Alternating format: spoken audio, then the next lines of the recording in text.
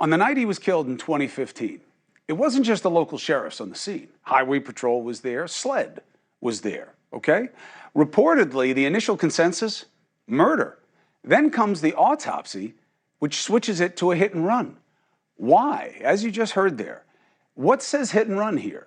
Well, he's found in the middle of the street. Okay. He's found miles from his own car, no injuries below the waist, shoes that were loosely tied but still on his feet, no auto debris from any contact, all inconsistent with a hit and run.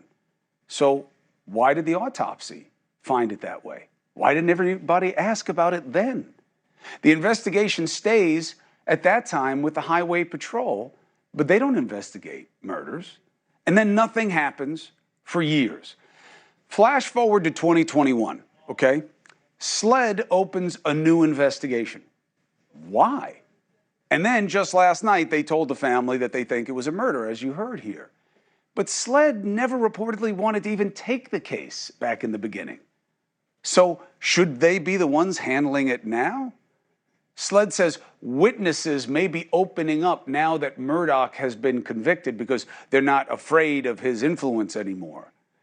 But doesn't SLED have some questions to answer themselves? Let's bring in retired FBI agent Jennifer Coffindaffer to help us kind of make sense of this. Does it smell right to you or not?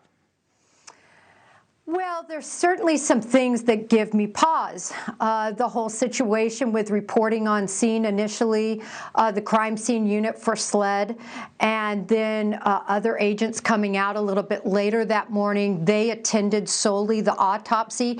But to understand that, you have to understand how SLED works. And how SLED works is they're specifically asked by the county authority to come out and investigate. Secondarily, they are divided into very specific units, and one of those is crime scene. And crime scene was called upon by Hawkins County to specifically handle this situation, and that was what they did. All right, so there's an inconsistency here, though, right? They say they never handled the case, but they were clearly involved, at least initially. Now, the responding Highway Patrol officer is a guy named Moore, Tommy Moore, M-O-O-R-E. He says they declined to take up the case, even though it was a murder, and they're passing the buck of responsibility. Dusty, play some sound of Moore. Please? Pretty please? Ed, Sheriff's Department for Hampton, the Coroner Office for Hampton, had they done their job that day and not been lazy, I don't think we'd be here today. I felt like the brass, which would be, you know, the people running the Highway Patrol, should have stood up and went to SLED and said, this is not a hit and run. But then again, you can apply that to everybody. Why didn't he say that? You know, why would anybody think it was a hit and run? What about it says hit and run? Well, he's found in the middle of the street. Where is any indication that anything hit him?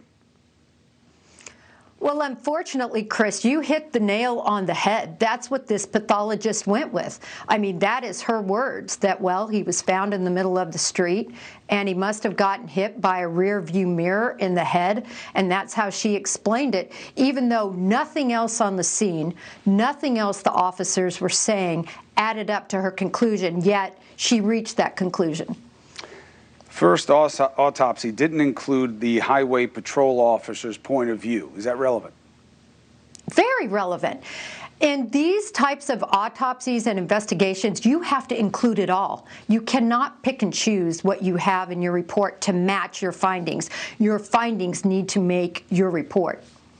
You know, now the real question becomes, and I guess we have to go back to Counselor Bland and the family.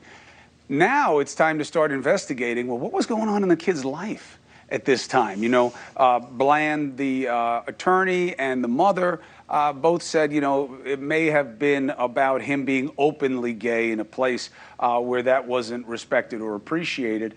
Okay, by whom? You know, how? You know, if he were murdered, and it seems like it probably was pretty violent, if this pathologist could see it as a hit and run.